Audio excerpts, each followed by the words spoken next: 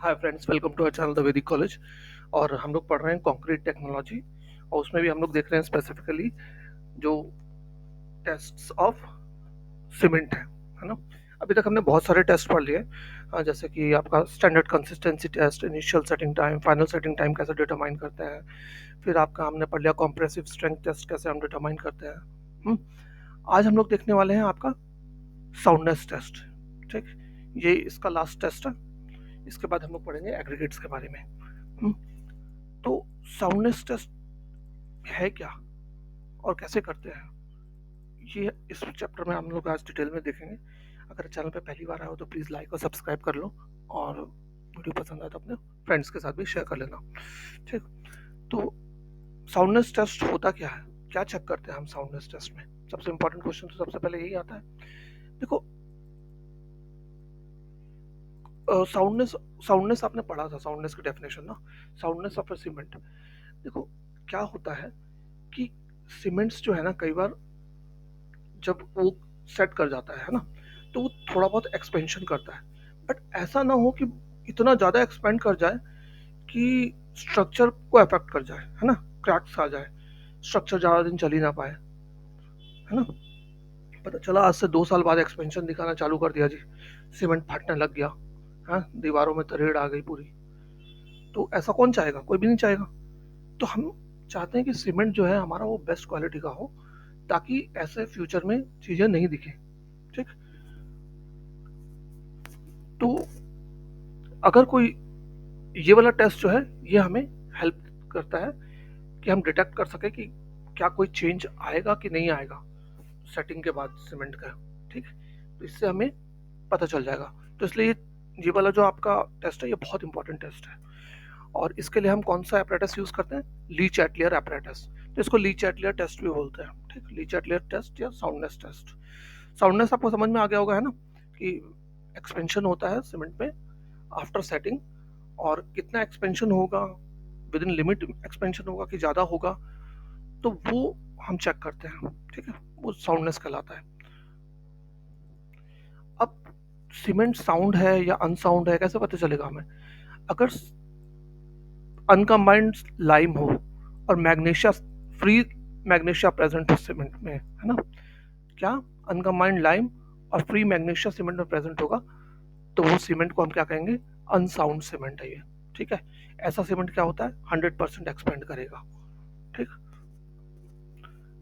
तो सबसे पहले हम देखते हैं ली चैटलियर एपरेटस है क्या। अब देखो, ये है ली चैटलियर एपरेटस आपका, ये वाला। ठीक है, इतना सही है बस। इसमें आप देखो क्या है, ये जो आपका मोल्ड है, मोल्ड कितना है, डाया कितना है उसका, 30 mm का डाया है, लेंथ भी उसकी 30 mm है। ठीक, ये आपका साइड व्यू है, ये आपका टॉप व्यू दिखा रहा है। ठीक, अब देखो इसमें ना एक ब्रास की मोल्ड भी रहती है, और एक रिंग रहती है ऊपर में। ठीक, और रिंग के बीच में ना गैप रहता है, रिंग पूरी राउंड नहीं है, बीच में गैप है। ये गैप कितना है, नॉट मोर देन 0.5 है। ठीक, split is less than 0.5 mm, 0.5 mm से कम का स्प्लिट रहता है। और इस एक एक तरफ ये वाली स्ट्रिप लगी हुई है और एक तरफ ये वाली स्ट्रिप लगी हुई है ना। इन और ये क्या है, इंडिकेटर्स है एक तरीके से, है ना, ये इंडिकेटर है एक तरीके से हमारे लिए। और इंडिकेटर्स के लेंथ कितनी है, 175 mm लॉन्ग। ठीक, 175 mm लॉन्ग। आपको 2-3 चीजें याद रखनी है इसमें। जो मोल्ड है उसका डाया 30 mm, हम लेंथ हाइट भी उसकी 30 mm, स्प्लिट जो होता है लेस देन 0.5 mm। ठीक, और जो ये आपके पॉइंटर्स हैं, इनकी लेंथ है 165 mm। चलो अब पढ़ते हैं हम क्या करना है। करना क्या है भाई, ये इम्पोर्टेंट है। देखो, यहाँ पे हम क्या करेंगे, 100 ग्राम सीमेंट लेंगे। ठीक, उसमें हम वाटर ऐड करेंगे, जिसकी कंसिस्टेंसी कितनी होगी, 0.72 p। ये आपको याद रखना है। ठीक, 0.72 p कंसिस्टेंसी होनी चाहिए।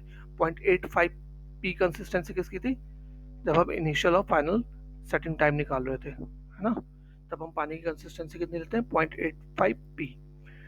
और यहाँ पे आपको रखना है कितना, 0.72 p लेनी है आपको कंसिस्टेंसी। अच्छा, अगर कोई पहली बार देख रहा हो वीडियो, वो कहेगा कंसिस्टेंसी क्या है, तो भाई आप जाके देख लो वीडियो, स्टैंडर्ड कंसिस्टेंसी टेस्ट वाला, वहां से पी की वैल्यू निकलती है। ठीक है, तो 0.72 पी का वाटर हमने मिक्स करेंगे हम 100 ग्राम सीमेंट के साथ। इस सीमेंट का पेस्ट बनाएंगे, थॉरोली मिक्स करके पेस्ट बना लेंगे, फिर उसको मोल्ड में भर देंगे, है ना। मोल्ड किस पे रेस्ट करिए, ग्लास प्लेट पे रेस्ट करना, मतलब मोल्ड के नीचे में ग्लास प्लेट है। फिर मोल्ड को कवर कर देते हैं ऊपर से भी हम ग्लास प्लेट से, और उसके ऊपर छोटा सा वेट भी डाल देंगे। ये देखो, नीचे से भी ग्लास प्लेट डाल दी, ऊपर से भी ग्लास प्लेट डाल दी, और उसके ऊपर छोटा सा वेट, वो आता नहीं है, देखा आपने कभी सुनार उनार के पास छोटे छोटे से होते हैं 5 ग्राम 10 ग्राम वाले, वैसा छोटा सा वेट डाल देंगे। ठीक, पूरी असेंबली को हम पानी में सबमर्ज कर देंगे 24 घंटे के लिए, और पानी का टेम्परेचर कितना रहेगा, 27 से 32 डिग्री टेम्परेचर के बीच में रखेंगे, सेल्सियस के बीच में। फिर मोल्ड को पानी से बाहर निकालते हैं। ठीक है, और जो डिस्टेंस है between the indicators is noted. इन दोनों के बीच में जो डिस्टेंस आएगा, इनके बीच में डिस्टेंस है ना, अगर ये फैलेगा तो ये भी मूव करेगा, है ना, ये भी, इनका बीच का भी डिस्टेंस मूव कर जाएगा। अब देखो, ये वाला पार्ट उससे अटैच्ड है, ये वाला पार्ट इससे अटैच्ड है, तो अगर एक्सपेंड करेगा तो ये दोनों के बीच का डिस्टेंस बढ़ जाएगा, है कि नहीं। तो हम क्या करेंगे, ये डिस्टेंस को मेजर कर लेंगे। मोल्ड को फिर से पानी में डाल देंगे। ठीक, उसके बाद पानी को हम गर्म करेंगे, इस तरीके से गर्म करेंगे कि जो पानी का बॉइलिंग पॉइंट है, मतलब 100 डिग्री जो है वो 30 मिनट्स में अचीव हो। ठीक, और बॉइलिंग जब वो 100 डिग्री पे पहुंच जाएगा, उसके बाद हम कंटिन्यू करेंगे बॉइलिंग 3 घंटे के लिए और। ठीक है, 3 घंटे बॉईल करने के बाद फिर हम मोल्ड को रिमूव करेंगे, कूल होने देंगे उसको नॉर्मल रूम टेम्परेचर पे, फिर से इंडिकेटर के बीच का डिस्टेंस को मेजर करेंगे। अगर दोनों जो इंडिकेटर है, उन दोनों इंडिकेटर के बीच का डिस्टेंस 10 mm से ज्यादा नहीं हुआ, नॉट मोर देन 10 mm, है ना, 10 mm से ज्यादा नहीं होना चाहिए। ठीक है, ये वाला जो डिस्टेंस है ये 10 mm से ज्यादा नहीं होना चाहिए। ठीक है, अगर 10 mm से ज्यादा हो गया, एक रीडिंग हमने पहले ली थी, है ना, और अब जो दूसरी रीडिंग ले रहे हैं हम बॉइलिंग के बाद वाली, वो 10 mm से ज्यादा नहीं होनी चाहिए उन दोनों का डिफरेंस में। अगर उससे ज्यादा है तो हम क्या कहेंगे, द सीमेंट को अनसाउंड घोषित कर देंगे कि ये सही नहीं है सीमेंट। ठीक है, और अगर उससे कम है, 10 mm से कम है, तो सीमेंट ओके है आपका। ठीक, तो ये आपका ली चैटलियर टेस्ट था, या साउंडनेस टेस्ट था। बहुत ही आसान टेस्ट था, कुछ खास था नहीं, लेकिन इस टेस्ट की एक ड्रॉबैक भी है। ठीक है, कि इससे हमें सिर्फ और सिर्फ पता चलता है क्या, कि इससे हमें एक्सेस मैग्नीशिया का पता नहीं चलता है, सिर्फ फ्री लाइम का पता चलता है। ठीक, अगर आपको मैग्नीशिया का भी पता लगाना है और फ्री लाइम का भी पता लगाना है, तो उसके लिए अलग से टेस्ट होता है, ऑटोक्लेव टेस्ट। ठीक, एक बार फिर से मैं तेजी से बता देता हूँ आपको कि क्या करना है। सबसे पहले 100 ग्राम सीमेंट लेंगे, उसमें हम पानी मिलाएंगे कितना, 0.72 पी का। ठीक, उसके बाद हम थॉरोली मिक्स करेंगे, पेस्ट को मोल्ड में भरेंगे, मोल्ड के नीचे में ग्लास प्लेट है, ऊपर भी ग्लास प्लेट है, ढक देंगे दोनों को, ऊपर से वेट रख देंगे। उसके बाद हम क्या करेंगे, इसको पानी में डाल देंगे 24 घंटे के लिए। पानी पानी का टेम्परेचर 27 डिग्री से 32 डिग्री होना चाहिए। फिर बाहर निकालेंगे, ये जो दोनों के बीच का डिस्टेंस है वो मेजर करेंगे। ठीक, फिर से पानी में डालेंगे, इसको पानी में डालेंगे, बॉईल करना चालू कर देंगे, गर्म करना चालू करेंगे। ठीक, ऐसा ऐसा बॉईल करेंगे कि 30 मिनट्स में बॉइलिंग पॉइंट आ जाए, पानी का 100 डिग्री आ जाए, और फिर बॉइलिंग पॉइंट पे उसको 3 घंटे तक बॉईल करेंगे। फिर उतारेंगे, उतार के उसको अलाउ करेंगे ठंडा होने के लिए, नॉर्मल रूम टेम्परेचर तक आए। ठीक, फिर इसको बाहर निकाल के फिर से ये डिस्टेंस मेजर करेंगे। अगर ये डिस्टेंस 10 mm से कम है रहेगा, ठीक, ओपीसी के लिए 10 mm से कम, ओपीसी के लिए नॉर्मली ओपीसी यूज होता है फील्ड में, इस चलते ओपीसी यहाँ मेंशन किया गया। 10 mm से कम रहेगा ओपीसी के लिए तो सीमेंट ओके है, अगर 10 mm से ज़्यादा होगा तो सीमेंट अनसाउंड है। ठीक है, और यहाँ हमें सिर्फ और सिर्फ फ्री लाइम के बारे में पता चलता है ली चैटलियर apparatus से।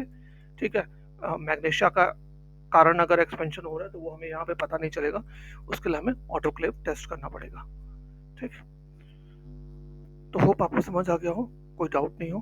अगर कोई डाउट हो तो प्लीज़ आप मेंशन करना, और कमेंट में लिखना, कोई सजेशन भी हो तो भी कमेंट में लिखना, हम लोग आपके सजेशन पे वर्क करेंगे। Thanks for watching. जय हिंद।